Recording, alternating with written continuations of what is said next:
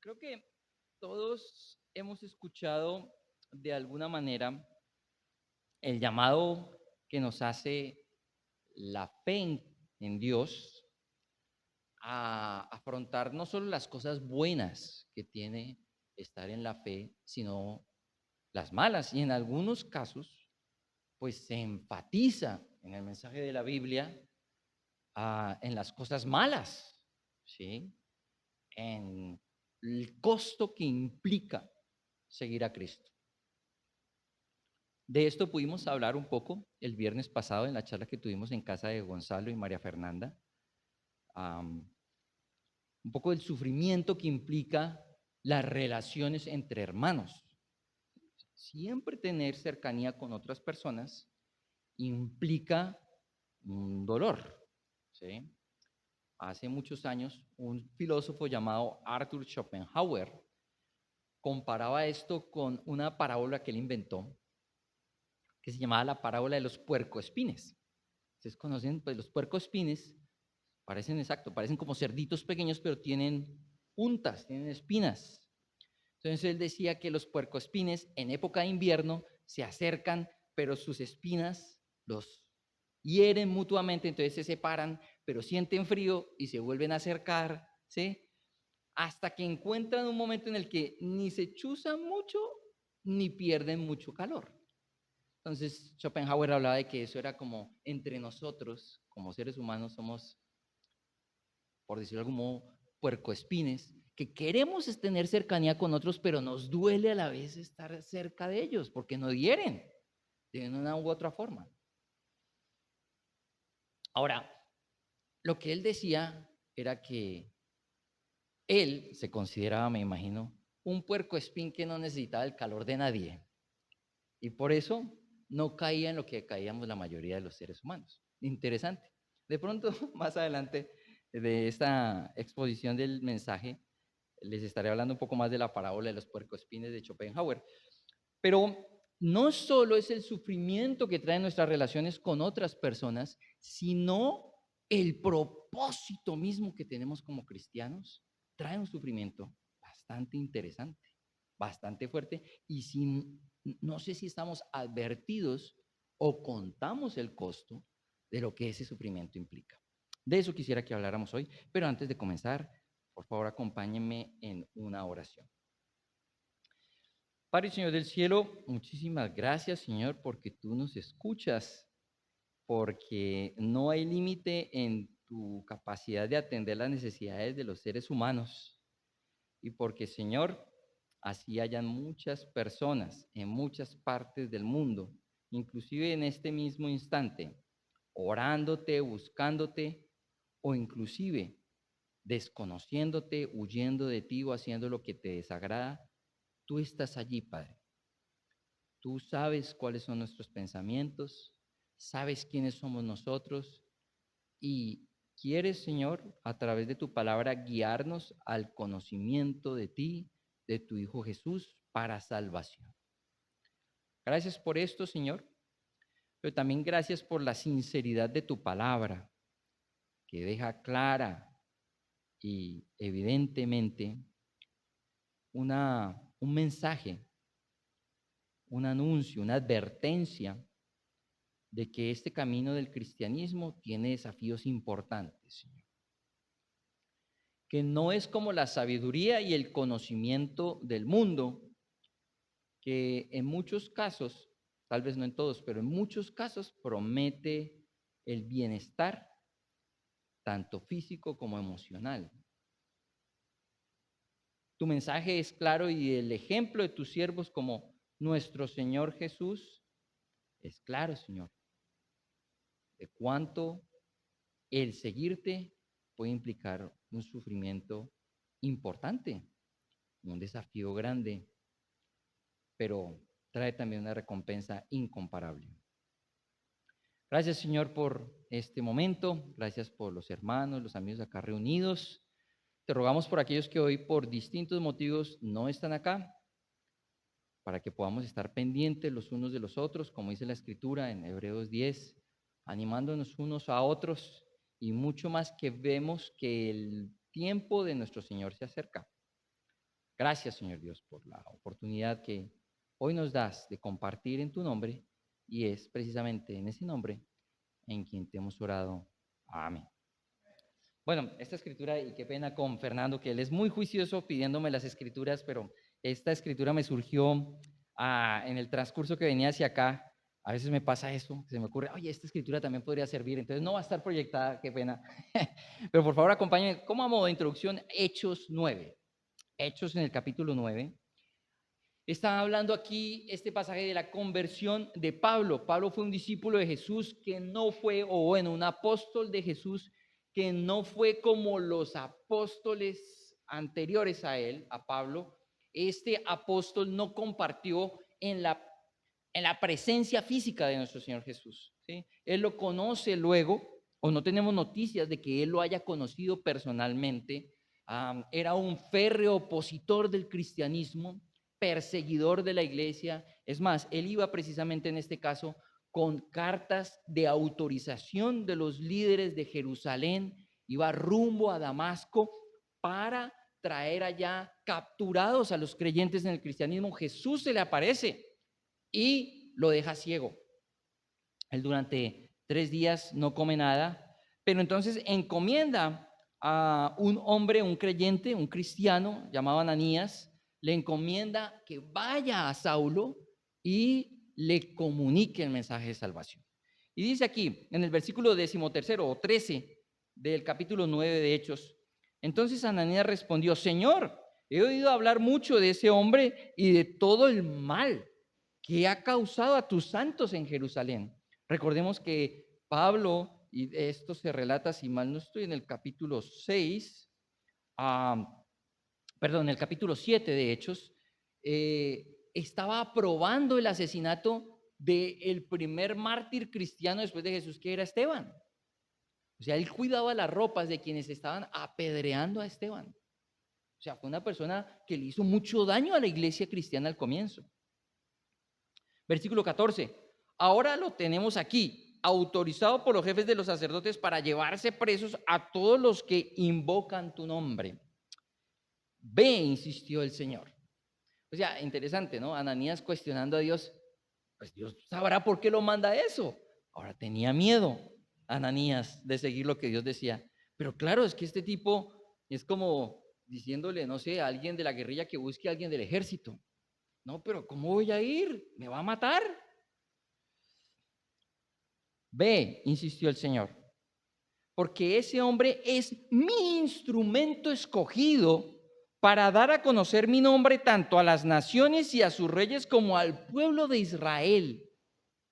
O sea, Dios estaba utilizando a este gran perseguidor, o iba a utilizar a este gran perseguidor de la iglesia para anunciar su nombre a naciones, reyes e inclusive al mismo pueblo de Israel. Este es el pasaje que quiero que le pongan atención. Versículo 16. Yo le mostraré cuánto tendrá que padecer por mi nombre. Pablo, dentro de lo que podemos ver en el Nuevo Testamento, llevó una obra de evangelización que tal vez no se le compara con ninguno, o sea, nadie lo supera. Las cartas demuestran su tenaz y férrea decisión de llevar el evangelio hasta los lugares más recónditos de la tierra. Fue un hombre que hizo cosas grandiosas por el cristianismo, pero aquí, y un contraste con su vida anterior, un perseguidor de la iglesia pasa a ser un gran hombre para Dios, pero aquí Dios no exalta todo lo grandioso que Pablo va a hacer. Dios lo primero que le dice, mira, él va a ser mi instrumento, y claro, irá delante de reyes y de naciones, pero ¿para qué? Yo le voy a mostrar cuánto va a padecer por mí. Una cosa es que como cristianos empecemos a experimentar el sufrimiento que puede tener cualquier persona en las relaciones. Que me defraudaron, que me robaron, que me miraron feo, que llegaron a la iglesia y no me saludaron. Bueno, está bien, ¿sí? Pero otra cosa es dedicarte a buscar ese tipo de padecimientos porque Dios te lleva a hacerlo. En este caso, Pablo, que va a llegar a ser un apóstol, el nombramiento como tal, o el reconocimiento de su apostolado aparece en Hechos 13. Él no simplemente va a ser un buen tipo, que va a tener buenas relaciones con la gente, que va a ser un buen vecino, un buen trabajador, un buen hermano, amigo, lo que sea. No, no, no. Que es lo que muchos pensamos que es llegar al cristianismo. Voy a empezar a ser buena persona. ¿Sí? Y está muy bien comenzar por ahí, no tiene ningún inconveniente. ¿Sí? Mucho más si eres una terrible persona. Buen propósito para comenzar tu vida cristiana, empezando a ser buena persona. Claro, excelente. Pero Pablo, y vamos a ver que inclusive todos nosotros los creyentes, tenía que dar un paso más allá. Al ir y anunciar el evangelio, al ir y dar testimonio de Dios a las naciones, iba a recibir persecución, iba a ser rechazado, iba a padecer. Ahora la pregunta para nosotros en este momento es, bueno, ¿en qué lugar estamos en este momento? ¿Sí? Simplemente contemplando la idea de que ser cristiano es algo bueno para mi vida, me va a traer mejoras, que evidentemente para muchos las trae. Yo creo que muchos pueden dar aquí testimonio de eso, algunos de los que estamos acá. Yo mismo puedo dar fe de eso. Yo, por ejemplo, me casé. Eso es algo que Dios hizo. Me dio 4 hijos. A mí no me ha ido mal en ese sentido. He podido tener comida en nuestra mesa todo el tiempo que hemos estado casados con mis papás, desde que he sido cristiano y aún así antes. Excelente, ¿sí? Qué bueno pensar así, pero estás contando el costo de lo que implica ser cristiano en tu dinámica de relación con los demás, no solo porque ellos te hieran o te hagan algo malo, sino porque tú les estás anunciando el mensaje de salvación. Ahora, la pregunta es, ¿lo estás haciendo? ¿O estás simplemente listo, asistiendo a las reuniones, leyendo tu Biblia, orando devotamente cada mañana, cosas que todas son muy buenas, pero cuánto está saliendo de ti y llevándole el mensaje a otros? El día de ayer tuvimos una oportunidad de compartir con unos hermanos en un parque acá de Bucaramanga, compartiéndoles la palabra de Dios, ¿sí?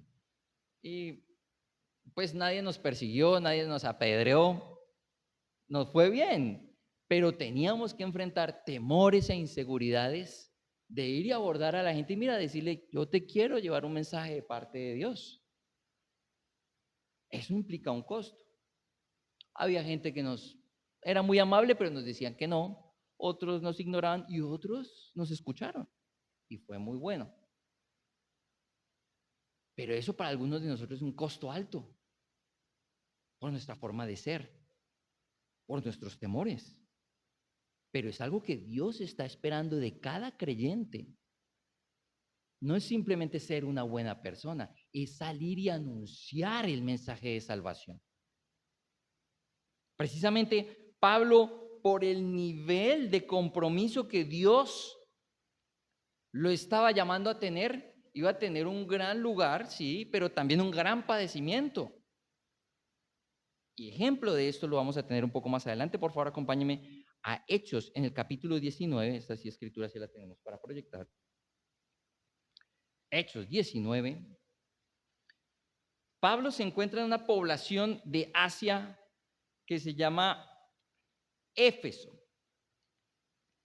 Está predicando allí el evangelio.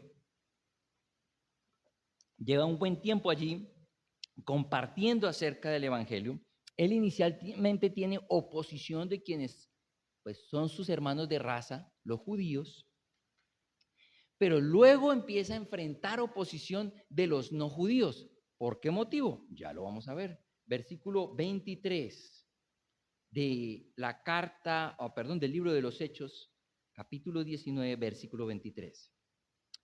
Por aquellos días se produjo un gran disturbio a propósito del camino. El camino es una forma de hablar del cristianismo. Ellos en ese entonces lo llamaban simplemente, este es el camino, porque era un nuevo camino. Un platero llamado Demetrio, que hacía figuras en plata del templo de Artemisa, proporcionaba a los artesanos no poca ganancia. Los reunió con otros obreros del ramo y les dijo, Paremos un momento aquí. ¿Qué era lo que sucedía? La ciudad de Éfeso como tal estaba encomendada a una diosa pagana llamada Artemisa. Tenían una figura de ella y un templo dedicado a ella. Como lo podemos ver en la religiosidad popular actualmente en Colombia, donde ciertas poblaciones están encomendadas, por ejemplo, a cierto santo o a cierta manifestación de, pues, lo que algunos creen que es la Virgen María. Y se tiene toda una ritualidad y toda una cantidad de íconos, de figuras a los cuales la persona le rinde culto. Eso lo podemos ver habitualmente en donde nos encontramos. Algo sucedía acá con una diosa de la antigüedad llamada Artemisa o Diana, también se le conocía a esta diosa. Entonces, este platero que tenía artesanos que hacían figuras del templo de Artemisa, lo reunió. Dice aquí, lo reunió, el versículo 25, con otros obreros del ramo y les dijo: compañeros, ustedes saben que obtenemos buenos ingresos de este oficio. Y pues qué pena, pero habitualmente las figuras de los santos, de la Virgen, de tantas cosas son vendidas. Y hay gente que vive de eso, de amuletos, de una cantidad de artículos que supuestamente son sagrados. Y hay gente que se beneficia materialmente de eso. Sucedía en ese entonces, también pasa ahora. Les consta además que el tal Pablo ha logrado persuadir a mucha gente, no solo en Éfeso, sino en casi toda la provincia de Asia. Él sostiene que no son dioses los que se hacen con las manos. Interesante. ¿Qué era lo que les molestaba a ellos? Pues yo estoy confeccionando dioses y los vendo. Y si ya convence a los demás de que esos no son verdaderos dioses, pues ¿y mi negocio qué? ¿Me voy a ir a la quiebra? Cualquiera, yo no sé qué piensen ustedes, pero en mi opinión, la prenda de vestir más delicada es el bolsillo. Y la parte del cuerpo también más difícil de tocar es el bolsillo. A uno le dicen, vale tanto, y, uy, si notan un quejido cada vez, ¿que cuánto cuesta? Uy, me duele en todos lados cuando le tocan a uno el bolsillo. De lo más delicado de tocar para la gente es el bolsillo. Versículo 27. Ahora bien, no solo hay peligro de que se desprestigie nuestro oficio, sino también de que el templo de la gran diosa Artemisa sea menospreciado y que la diosa misma, a quien adoran toda la provincia de Asia y el mundo entero, sea despojada de su divina majestad. Entonces él empezó a motivar a todo su gremio para que se levantaran contra Pablo, que estaba poniendo en riesgo su negocio. Más adelante se levanta allí una turba, un amotinamiento, llevan esto al teatro de la ciudad y quieren tratar este tema. Todo el tiempo están diciendo viva Artemisa o grande Artemisa de los Efesios. Pero lo que quiero enfatizar acá es que cuando nosotros llevemos el mensaje de salvación, cuando hablemos de la realidad de Cristo Jesús y de lo que implica seguirlo, vamos a pisar callos, como se dice popularmente. Vamos a afectar a quienes se benefician de la mentira. Vamos a ir en contra del engaño en el que el mundo vive. Necesariamente en algún momento, no sé en qué espacio sea. En este caso tenía que ver con la vida económica de esta población de Éfeso. Pero puedes pensar tú, ¿dónde llegaré yo a chocar con esto de vivir el cristianismo? ¿En qué momento tal vez voy a afectar a alguien de una manera que se va tal vez a generar un movimiento en contra mía? Porque estoy enseñando lo que Dios quiere que enseñe. Cuando ese momento llegue, ¿tú qué vas a hacer? ¿Cómo vas a reaccionar? Necesariamente. O sea, si no pasa eso, quiere decir que el mundo marcha bien. Si no tenemos nada que mostrarle al mundo que está haciendo mal, entonces ¿para qué les predicamos? ¿De qué sirve el mensaje de Dios? Si el mundo marcha como Dios quiere, entonces nuestro oficio es innecesario. No, no, no, no, no. Precisamente gran parte de lo que sucede en el mundo desagrada a Dios. Dios lo permite, sí, pero desagrada a Dios. Y lo vemos en las noticias de corrupción, de maldad, de crueldad, de deshonestidad, de delincuencia. Tal vez lo vemos en nuestras familias, lo vemos en nuestros trabajos, donde no se hacen bien las cosas, donde no se respeta el derecho, no solo el derecho civil de los hombres, sino lo que es correcto delante de Dios. Cuando eso pase, ¿qué vamos a hacer? Pablo pudo haber sido diplomático y tratar de llevarla suave, ¿sí? No, pues sí, Dios llama a esto, pero tranquilos muchachos, sigan con sus figuritas. ¿Cómo voy a atentar contra su sustento? No, no, no, lejos de mí. Dios quiere que ustedes provean sus hogares. Él pudo haber tratado de negociar un poco sus convicciones, pero no fue así. Y la cosa se puso complicada. Se generó un alboroto grandísimo. Y fíjense ustedes lo que dice aquí en el versículo 30, allí del mismo capítulo de 19 de Hechos. Pablo, estaban todos reunidos en el teatro de esta población, discutiendo. La cantidad de gente estaba allí haciendo arengas o pronunciando arengas, diciendo grandes Artemisa de los Efesios. Pablo quiso presentarse ante la multitud. Imagínense, él era el objeto de la discordia y él quiso meterse allá y presentarse delante de todos. Pero los discípulos no se lo permitieron. Incluso algunas autoridades de la provincia que eran amigos de Pablo le enviaron un recado rogándole que no se arriesgara a entrar en el teatro.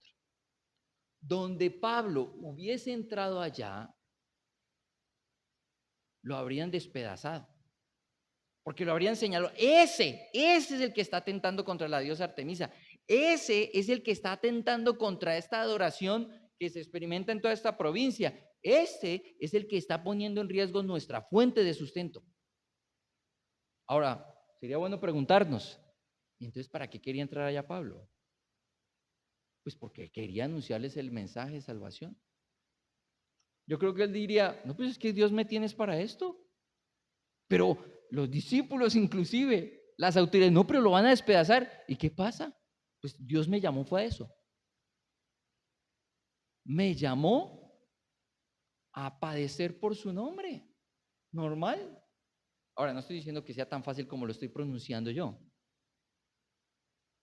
Pero se nota que él tenía la convicción de, imagínense, yo creo que él mira, uy, no tengo todo el pueblo reunido allá, esta oportunidad es inmejorable.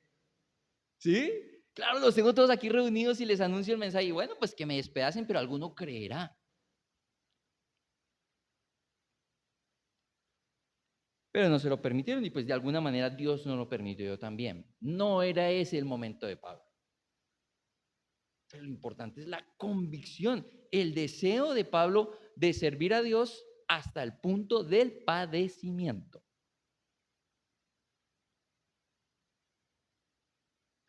La pregunta para nosotros es, bueno, ¿será que nosotros contamos el costo de ser creyentes en Cristo hasta este punto? O sea, nosotros quisiéramos estar en los zapatos de alguien como Pablo y aún más como nuestro Señor Jesús, que pone en riesgo su propia vida e inclusive la de sus seres queridos, porque Gallo y Aristarco, que eran compañeros de viaje de Pablo, eso lo menciona en el versículo 29, fueron llevados por la turba allá al teatro y estuvieron expuestos también a la posibilidad de ser linchados. O sea, no era solamente Pablo y soy solamente yo en lo que estoy haciendo. O sea, puede pasarle a tu familia, a tus seres queridos, también pueden experimentar consecuencias tal vez graves de lo que es servir al Señor. ¿Hemos contado con ese costo? La mayoría de nosotros los creyentes, y me incluyo, nos mimetizamos en la sociedad y nos convertimos en buenas personas, en gente buena gente. Y está muy bien ser buena gente, ser cristiano tampoco es ser mala gente. Pero cuánto el enemigo nos distrae, nos hipnotiza y en esa postura cómoda nos quedamos y no damos el paso más allá de ser de verdad anunciadores de la verdad de Dios. Y enfrentar el padecimiento que tal vez Dios espera que vivamos. Ahora, alguno dirá, pero bueno, eso es para los líderes. Entonces, algunos estarán acá diciendo, Gonzalo, voy a orar por ti, hermano. Lo que te toca es muy difícil. O Leo, bueno, no sé, quién. No, esa gente le toca muy duro. No, hay que apoyar a los líderes, sí, claro, uy, sí. No, la expectativa es para todo creyente. Vamos a Mateo en el capítulo 10. El Evangelio de Mateo, en el capítulo 10, versículo 32. Y fíjense ustedes cómo comienza aquí la escritura. Evangelio de Mateo, capítulo 10, versículo 32. A cualquiera, no está diciendo el líder, el apóstol, el evangelista, el pastor, no, a cualquiera que me reconozca delante de los demás, yo también lo reconoceré delante de mi Padre que está en el cielo. Pero a cualquiera que me desconozca delante de los demás, yo también lo desconoceré delante de mi Padre que está en el cielo. Ser la membresía o ser parte de la membresía de una comunidad no es malo, pero resulta a veces siendo un poco peligroso o engañoso. Porque, no, yo asisto, yo estoy. Y el líder, el pastor, claro, a ese le corresponde más responsabilidad y claro, los que enseñamos seremos juzgados con mayor severidad, eso es lo que dice Santiago 3. Pero aquí no está hablando solamente de los líderes o de los que enseñan. No está hablando solamente de los que tienen una postura de liderazgo, responsabilidad dentro de una comunidad, sea cual sea ella. Está hablando de cualquiera que se diga ser seguidor de Cristo. A cualquiera que no reconozca a Cristo, Cristo no lo reconoce delante del Padre. Aquí me imagino que se pregunte, bueno, ¿qué es no reconocer a Cristo? ¿Sí? Hay muchas formas de no hacerlo. Recordemos lo que pasó con Pedro. Hey, tú andabas con ese hombre, ¿verdad? No, yo no lo conozco. ¿No? Puede ser con el hablar, pero también con el actuar. ¿Cuántas veces somos complacientes con lo que el mundo nos quiere arrastrar? Y de esa manera no reconocemos a Cristo. Listo, no necesariamente tienes que hablarle del mensaje de salvación. La gente de pronto ya te hemos escuchado, no queremos, bueno, pero ya empiezas a participar en lo que ellos hacen, que sabes que desagrada a Dios. Ahí lo estás negando.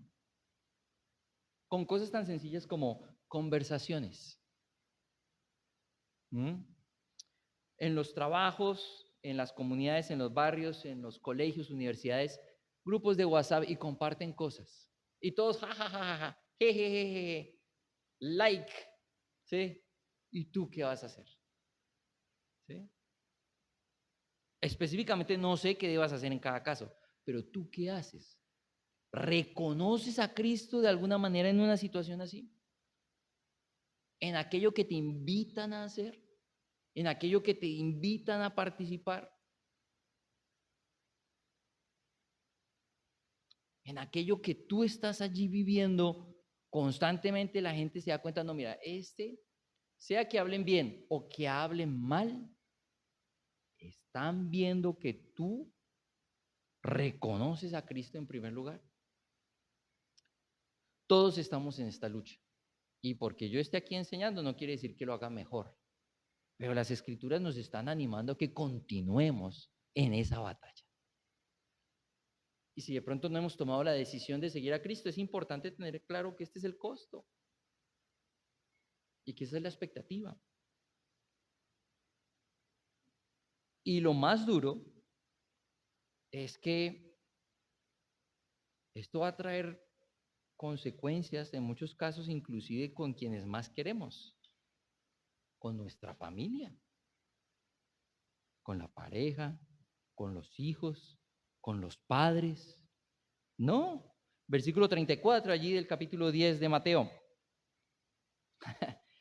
Uno habla del mensaje de Dios, de que Dios es amor, pero dice Jesús, no crean que he venido a traer paz a la tierra. No vine a traer paz sino espada.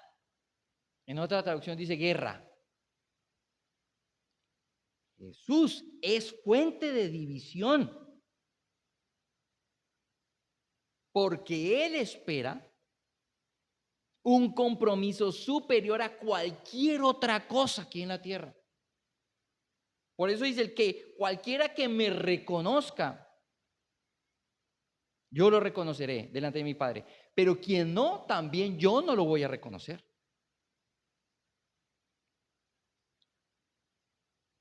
Trae división, trae guerra. No sé cuántos quieren estar en la guerra. Todos queremos en paz, estar a salvo. 35, porque he venido, versículo 35, porque he venido a poner en conflicto al hombre contra su padre, a la hija contra su madre, a la nuera contra su suegra. Los enemigos de cada cual serán los de su propia familia. Y muchos han tenido que vivir esto en carne propia. Cuando deciden dejar las tradiciones y las ideas de los hombres y deciden comprometerse con Cristo, enfrentarse a su propia familia, a sus seres queridos. Hay personas que han perdido a su pareja por unirse a Cristo Jesús. Hay personas que han sido despreciados, inclusive en países donde han llegado a matar a hermanos, su propia familia los mata por hacerse cristianos.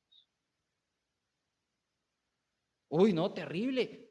Ya Dios lo había dicho. Ya Dios lo había mostrado claramente en las Escrituras. Y ahora, claro, todo el mundo piensa, pero no, la unión familiar, la unión entre gente de la misma sangre, ¿cómo es posible que Dios no piensa así? Versículo 37, el que quiere a su padre o a su madre más que a mí no es digno de mí. El que quiere a su hijo o a su hija más que a mí no es digno de mí. Y el que no toma su cruz y me sigue no es digno de mí. El que se aferre a su propia vida la perderá. Y el que renuncie a su propia vida por mi causa la encontrará. Es desprenderse de todo en esta tierra para seguir a Cristo. Es no tener otra seguridad. No es mi seguridad mi trabajo, no es mi seguridad mi familia, mi pareja, mis hijos, mi padre, mi madre. No, todo eso debe ser despreciable delante mío por Cristo. O sea, despreciable es digno de despreciarse, no que agarremos a patadas al papá, a la mamá, a los hijos. No, obviamente que no. Sino que si llegase a darse el caso, papá, tengo que elegir entre Cristo y tú, elijo a Cristo. ¿Cómo? Pero yo, su papá, que lo tuve.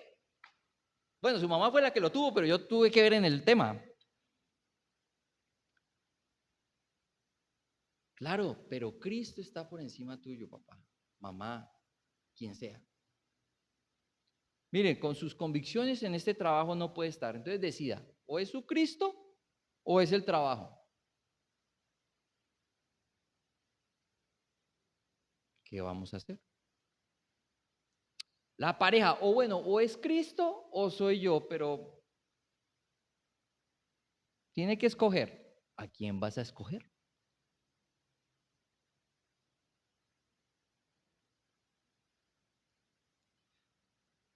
No sé cuántos quisiéramos estar en los zapatos del apóstol Pablo. ¿Sí? No sé cuántos deseamos estar allá. Ahora, a mí no me gusta predicarme, pero simplemente les hablo de mi testimonio.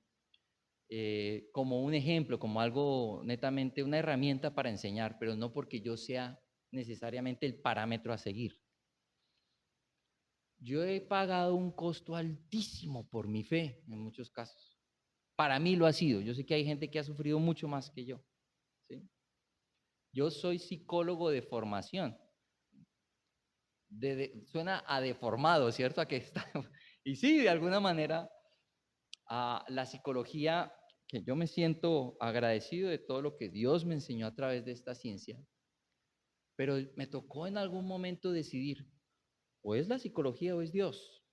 Tal vez alguno no tenga aquí este dilema, tal vez haya psicólogos cristianos que son felices, excelente. Yo no pude, yo me di cuenta de que era una cosa o la otra. Me tocó decir, botar mi carrera a la basura.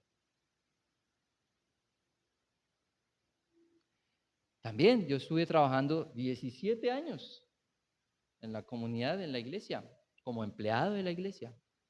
Y llegué a un momento en donde dije, esto no es bueno para mí. Chistoso.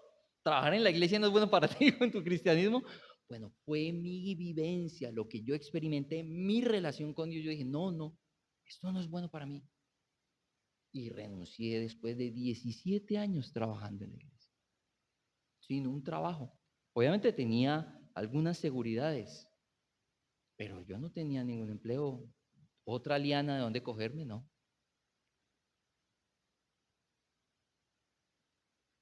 Recientemente me quedé sin un contrato en el que estaba. Y me ofrecieron un contrato en algo similar.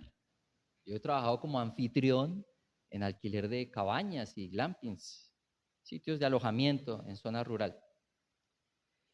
Un trabajo, mejor dicho, era increíble, pero ellos manejaban un tema de como espiritual relacionado con lo indígena y lo ancestral.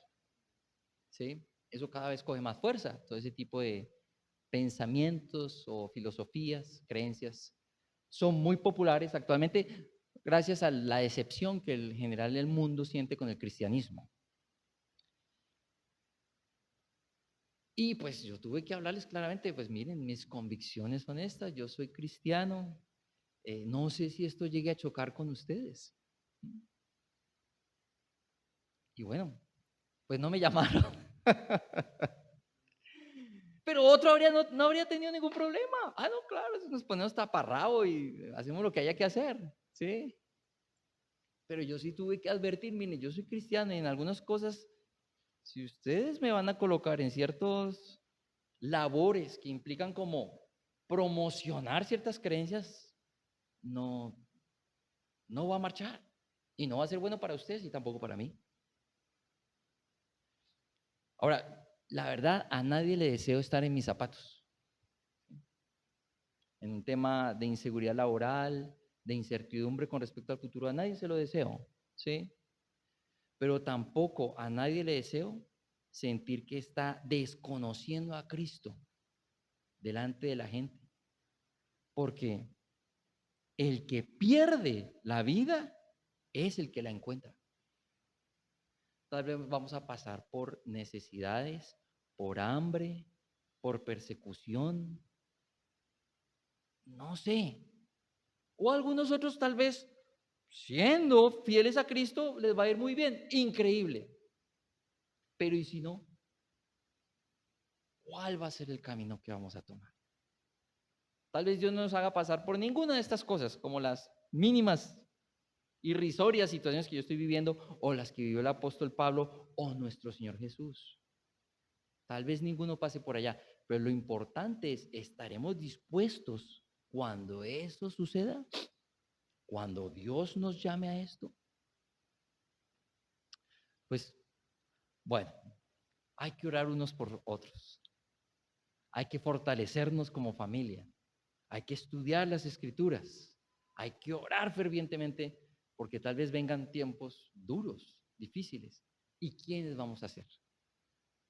Pero tal vez lo único que nos va a fortalecer en ese momento es pensar, listo, estoy perdiendo aquí, estoy perdiendo el empleo, no tengo que comer, me abandona la familia, pierdo todas las seguridades que pueda tener acá en esta tierra, pero estoy encontrando mi vida. Porque Dios vino o envió a su Hijo para que el que cree en Él no muera, sino que tenga vida, vida en abundancia. Muchísimas gracias por su atención.